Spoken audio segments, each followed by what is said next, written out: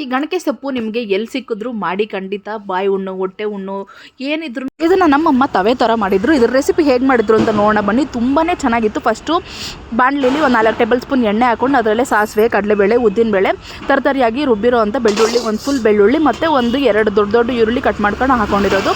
ಚೆನ್ನಾಗಿ ಅದನ್ನು ಬಾಡಿಸ್ಕೊಂಡು ಅದರಲ್ಲೇ ಒಂದು 4 ಟೊಮೆಟೊ ಹಣ್ಣಾಗಿರೋದು ಅದನ್ನು ಸೇರಿಸ್ಬಿಟ್ಟು ಚೆನ್ನಾಗಿ ಟೊಮೆಟೊ ಚೆನ್ನಾಗಿ ಮೆತ್ತಗಾಗೋವರೆಗೂ ಚೆನ್ನಾಗಿ ಅದನ್ನು ಒಂದು 2 ನಿಮಿಷ ಬಾಡಿಸ್ಕೊಂಡ್ಬಿಟ್ಟು ಅದರಲ್ಲೇ ಬೇಕು ಅನ್ನೋಷ್ಟು ಉಪ್ಪು ಹಾಕೊಂಬಿಡಿ, ಸ್ವಲ್ಪ ಅರಿಶಿನದ ಪುಡಿ ಮತ್ತು 1-2 ಟೇಬಲ್ ಸ್ಪೂನ್ ಅಷ್ಟು ಖಾರದ ಪುಡಿ ಇಷ್ಟು ಹಾಕ್ಬಿಟ್ಟು ಅದನ್ನು ಚೆನ್ನಾಗಿ ಮಿಕ್ಸ್ ಮಾಡ್ಕೊಳ್ಳಿ, ಚೆನ್ನಾಗಿ ಬಾಡಿಸ್ಕೊಳ್ಳಿ.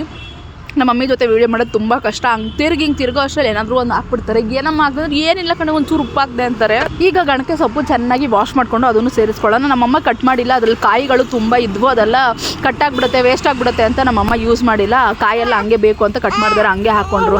ಈ ಕಾಯಿಗಳೇ ಹೊಟ್ಟೆಗೆ ಹುಣ್ಣಿಗೆಲ್ಲ ತುಂಬಾ ಒಳ್ಳೇದು ಮಾಡುತ್ತೆ. ಅದರಿಂದ ಕಾಯಿಗಳು ತುಂಬ ಹಾರಿಸ್ಕೊಂಡು ತೊಗೊಂಬಂದಿದ್ರು ನಮ್ಮಮ್ಮ.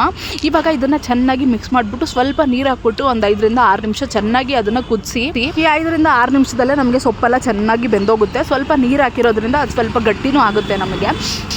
ಆದಮೇಲೆ ಈಗ ಲಾಸ್ಟಲ್ಲಿ ಸ್ವಲ್ಪ ಒಂದಿಷ್ಟು ನಮ್ಮಮ್ಮ ಎಷ್ಟು ಇಟ್ಕೊಂಡಿದ್ದಾರೆ ಕೈಯಲ್ಲಿ ಅಷ್ಟೇ ಒಂದು ಸ್ವಲ್ಪ ಬೆಲ್ಲ ಹಾಕ್ಬಿಟ್ಟು ಚೆನ್ನಾಗಿ ಮಿಕ್ಸ್ ಮಾಡಿಬಿಟ್ಟು ಲಾಸ್ಟಲ್ಲಿ ಶೇಂಗಾ ಬೀಜ ಚೆನ್ನಾಗಿ ಹುರಿದಿಟ್ಕೊಂಡು ಹಾಕಿರುವಂಥ ಕಡಲೆ ಬೀಜ ಸ್ವಲ್ಪ ಅದರಲ್ಲೇ ಹಾಕ್ಬಿಟ್ಟು ಒಂದು 4-5 ಟೇಬಲ್ ಸ್ಪೂನ್ ಅಷ್ಟು ಹಾಕ್ಬಿಟ್ಟು ಚೆನ್ನಾಗಿ ಮಿಕ್ಸ್ ಮಾಡಿದ್ರೆ ಅದು ಹಾಕಿದ ತಕ್ಷಣ ಚೆನ್ನಾಗಿ ಗಟ್ಟಿ ಆಗುತ್ತೆ, ನಮಗೆ ತೊವೆ ಥರ ಆಗುತ್ತೆ. ತುಂಬಾ ಚೆನ್ನಾಗಿರುತ್ತೆ ಇದ್ರ ಟೇಸ್ಟು.